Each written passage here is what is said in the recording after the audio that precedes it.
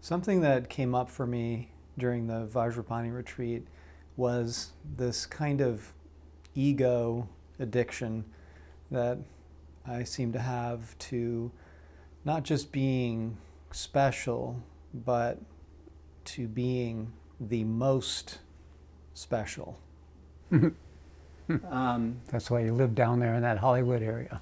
Well, and I could see like how this addiction to being so special creates like so much of the content of my life, really. I mean, most of it not great content. I mean, it usually comes in the form of tension and conflict and, you know, even getting angry with my wife over certain things, you know.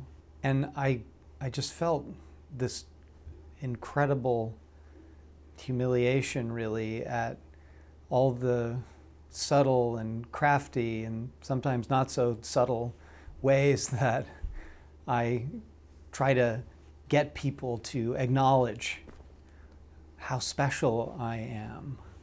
For instance, I noticed that one of the things that I'm convinced of because I'm so special is that I'm going to become one of these 12 channels that Sat Shree talks about developing. No, you're calling it on yourself beautifully. So, you know, this is the nature of the journey, is to call it on ourselves. Once you call it on yourself, what is it that's calling it on ourselves? You know, what is the consciousness that's seeing ego? What's the consciousness that's getting humiliated to be ego? It's certainly not ego, because ego can never be humiliated if it had a say. So it's the part of you that's coming out of the small lens, expanding to the larger lens, then expanding to the larger lens. And in the process, you become more and more the universe, experiencing self as you. So there is a part of you that can actually enjoy Julian being with this bug up his butt about being special. What a lot of work it is, how it defined your life, how it defined your relationships, how it defined so many different things, because the ego is a lot of work. It's not relaxed. It's hyper alert to anything that may threaten its worldview, its point of view, its perspective. That's the existential stress. It's hard to set all those traps. Yeah. For people to notice and how make fucking sure, special I am. and then pay attention to them when you caught something in one, you know, like wife, kid, fellow worker, you know, employee, whatever, wherever the ego needs to reassert itself, because that's the thing with ego. It's suspecting it's not true. It suspects it is not true. That's the thing about ego. It's really a process of egoing that's occurring, that's never stopping, that's treading water continuously, because it suspects that if it didn't, it would cease to exist. And the bad news for ego is that's right. But what happens is then you are there. When ego stops, you are there. And the only difference between you and ego is ego's busily justifying, defending, explaining, weeping and moaning, telling its story to itself, whatever, it's a doingness. And therefore, when we catch ourselves doing this, we can stop. And when we stop, we find what's already there that isn't ego. So it's a process of this dismantling the parts of these, because it's not just one ego, as I've just explained. There's multiple ego parts, parts of our personality. We have the kingpins, the major ones, and then we have odd and ends here and there, and any one of which can be used to enhance ego. And even being shamed or humiliated, the ego could convert that into a beat itself up story, and it could be busily going about playing the whipping boy on itself about how bad it is being special. So ego will lay claim to everything because that's what it does. That's its design, is to individualize, individuate, to say this is me and this is how I'm separate. So it's not bad, it's just in error. Mm-hmm. And that's the key of this.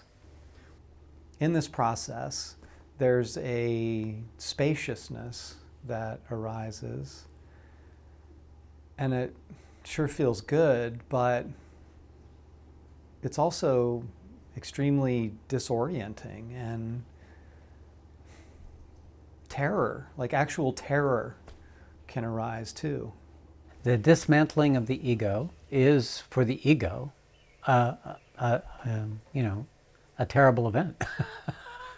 Because all its frame of reference, everything to do with us is a weave of interrelated components. So if we change something in how we feel about life, then the way we think about things starts changing. Because the only reason the way we think about things had not changed is this issue had not been met, had not been addressed. And as soon as we address the issue, the part of our thinking structure associated with that emotional issue no longer has a basis for existence, and it doesn't have a new existence yet.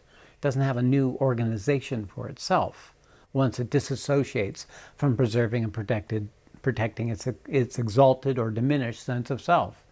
So there is this kind of disassembling process by which the consciousness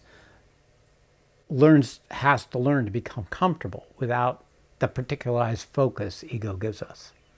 So, and there is these, and then in the process, as soon as we start relaxing the hold of the hold of ego on our consciousness, then structures that were hidden, because many structures are in place to avoid trauma, to avoid, pre-mental development trauma, or to avoid experiences that you don't want to feel or didn't want to feel or express, things to do with your social adaptation with the outer world. And so when the transformation starts happening, you could become from a nice person to an awful person, or you could become from an awful person to a nice person. It just depends the way the ego is designed. And literally, the whole doll starts falling apart. The whole structure of you starts falling apart, except for those parts that are aligned with that process. So everybody who has a spiritual awakening has a part of themselves that can cooperate, that can naturally collaborate with that awakening, that can say, hey, this may be difficult right now, but this is interesting. I'm experiencing like life in a different way. So there's parts of our ego that can move into alignment with this dismantling. So this disassembling and creating a new ego that's a collaborator with this transformation process, this can go on concurrently.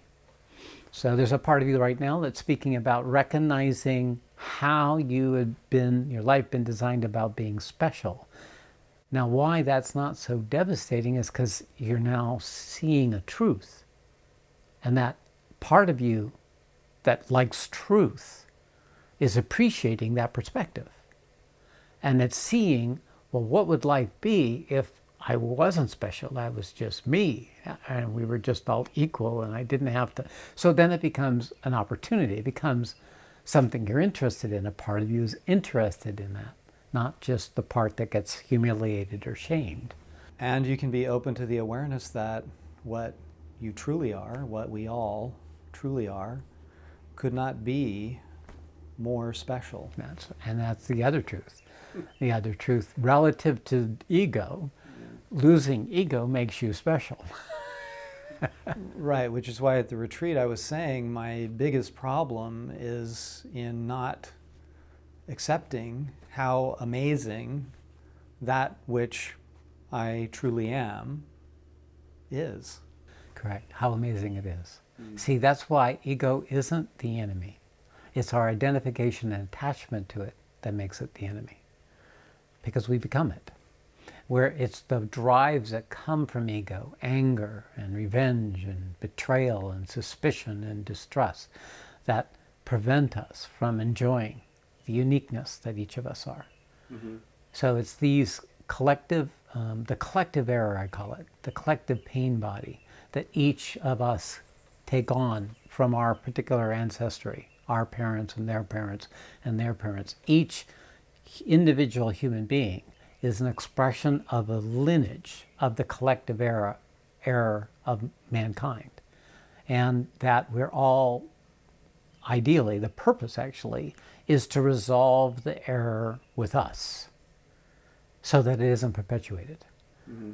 The idea of changing the world, this is a principle, is that when we can recognize that these negative, embedded, terrible, violent, cruel, damaging aspects of human consciousness lie inherent in everyone, and if they're not met, we are unwittingly instruments for their perpetuation into the world.